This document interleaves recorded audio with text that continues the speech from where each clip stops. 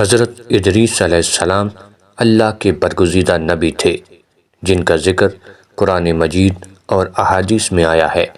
آپ پہلے نبی تھے جنہوں نے لکھنے، حساب کرنے، فلکیات اور صلاح جیسے علوم سکھائے۔ اللہ تعالیٰ نے قرآن مجید کے اندر حضرت ادریس علیہ السلام کے بارے میں ارشاد فرمایا اور کتاب میں ادریس کا ذکر کیجئے، بے شک وہ صدیق نبی تھے اور ہم نے انہیں بلند مقام پر اٹھا لیا۔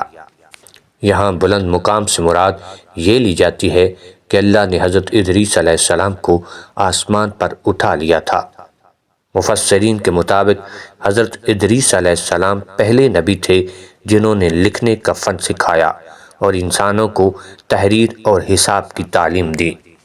بعض روایات میں آتا ہے کہ حضرت ادریس علیہ السلام پہلے شخص تھے جنہوں نے کپڑے سینا سکھایا۔ اس سے پہلے لوگ جانوروں کی کھالیں پہنا کرتے تھے۔ آپ نے ستاروں کی حرکت اور فلکیات کے علوم بھی سکھائے۔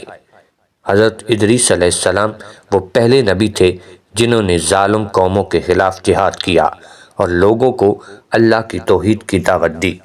بعض تفاسیر میں ذکر آتا ہے کہ حضرت ادریس علیہ السلام زندگی میں ہی آسمانوں پر اٹھا لیے گئے۔ نبی کریم صلی اللہ علیہ وآلہ وسلم نے معراج کی رات حضرت ادریس علیہ السلام کو چوتھے آسمان پر دیکھا۔ صحیح مسلم کے اندر حدیث مبارکہ ہے، اللہ کے محبوب صلی اللہ علیہ وآلہ وسلم نے فرمایا، پھر میں چوتھے آسمان پر گیا، وہاں میں نے ادریس علیہ السلام کو دیکھا۔ جبریل علیہ السلام نے کہا، یہ ادریس ہیں، انہیں سلام کیجئے۔ میں نے انہیں سلام کیا اور انہوں نے جواب دیا۔ بعض مفسرین کے مطابق حضرت ادریس علیہ السلام کو زندہ آسمان پر لے جایا گیا، جہاں اللہ نے انہیں ایک خاص مقام دیا۔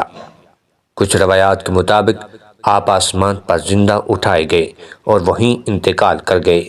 کچھ روایات کہتی ہیں کہ اللہ نے انہیں جنت میں داخل کر دیا۔